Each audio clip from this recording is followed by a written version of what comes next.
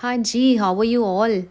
आई know बड़े दिन बाद वीडियो आ रही है बट क्या करूँ, एक टोडलर और एक 10 दिन के बेबी के साथ में बड़ा ही मुश्किल होता है सब चीज़ें रिकॉर्ड करना। सारा दिन कैसे निकल जाता है पता ही नहीं चलता। हर 2 घंटे में बेबी को फीड कराओ, बर्प कराओ, डायपर चेंज करो, स्वॉडल करो और जब तक ये सारी चीज़ें कंप्लीट होती हैं तब तक 2 घंटे दोबारा से हो जाते हैं।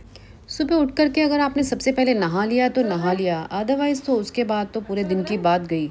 सुबह उठ कर के सबसे पहले जीरा अजवाइन वाला पानी पियो। वैसे तो ये सारा दिन पीना होता है आपको, इससे डाइजेशन भी अच्छा रहता है और ये बहुत हेल्प करता है आपको वेट लॉस में। सुबह एक ही बार पतीला भर के बना दिया जाता है और ये सारे दिन चलता रहता है और जब ख़त्म हो जाता है तो दोबारा बन जाता है।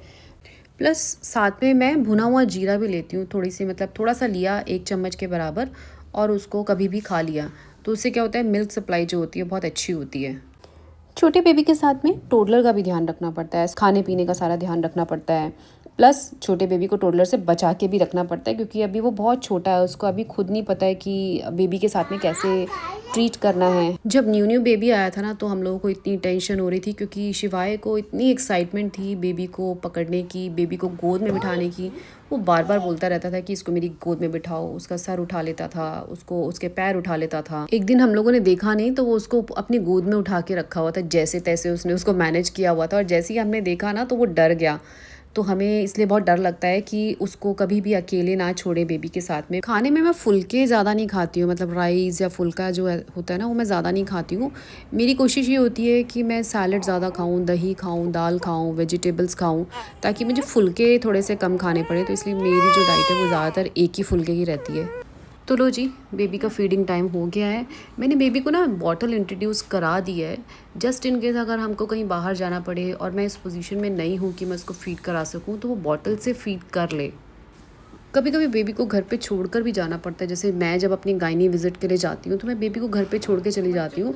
तो उस टाइम पे मैं बॉटल में मिल्क डाल के चली जाती हूँ सो दैट अगर घर में कोई भी है तो वो बेबी को, अगर बेबी रो रहा है तो फ़ीड करा दे। वैसे तो मैं कोशिश करती हूँ कि मैं फ़ीड करा के ही जाऊँ, बट जस्ट इन केस अगर बेबी बहुत ज़्यादा क्रैंकी हो रहा है और उसको ज़रूरत पड़े तो कोई ना कोई उसको बॉटल में दे दे। इसलिए ये मेरे लिए एक लाइफ सेवर है कि मैंने उसको बॉटल इंट्रोड्यूस करा दिया और बहुत अच्छे से उसने एक्सेप्ट भी कर लिया है। तो हो गया है बेबी के मालिश का टाइम और ये बेबी का और मेरा फेवरेट टाइम होता है।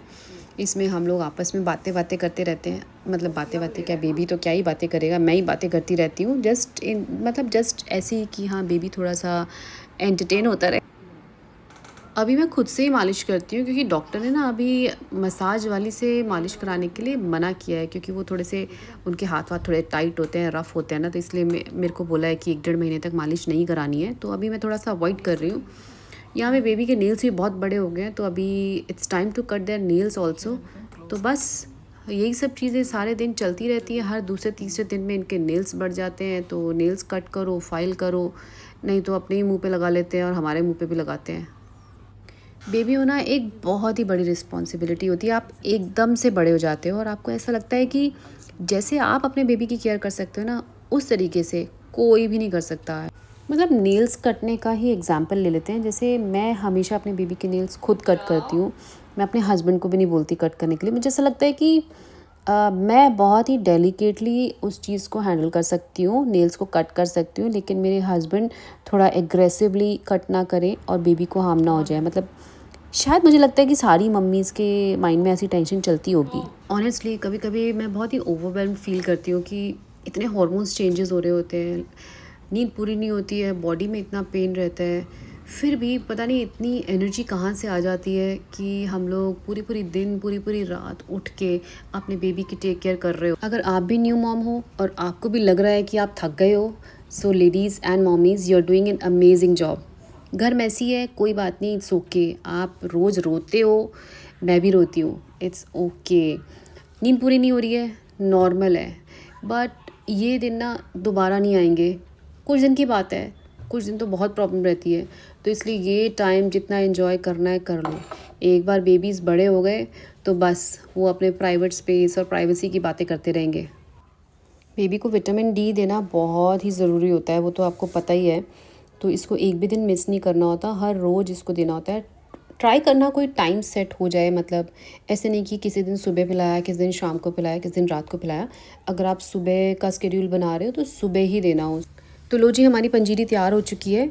तो ये जो आपको बहुत फ्रीक्वेंट भूख लगती रहती है ना, जैसे सुबह ब्रेकफास्ट बनने में थोड़ा टाइम है, तो आप क्या करो, थोड़ा सा पंजीरी लो एंड टेक सम मिल्क, तो उससे आपका 1 घंटा आराम से निकल जाता है। मॉमीज़ अपनी डाइट का बहुत ध्यान रखना, घर का खाना खाना, टाइम पे खाना, थोड़े थोड़े इंटरवल्स पे खाना, आपको हेल्दी रहना बहुत ज़रूरी है। अभी रात के 12 बज चुके हैं, ये बेबी कब सोएगा, सुबह 3 बजे सोएगा, 6 बजे सोएगा, इसकी कोई गारंटी नहीं है।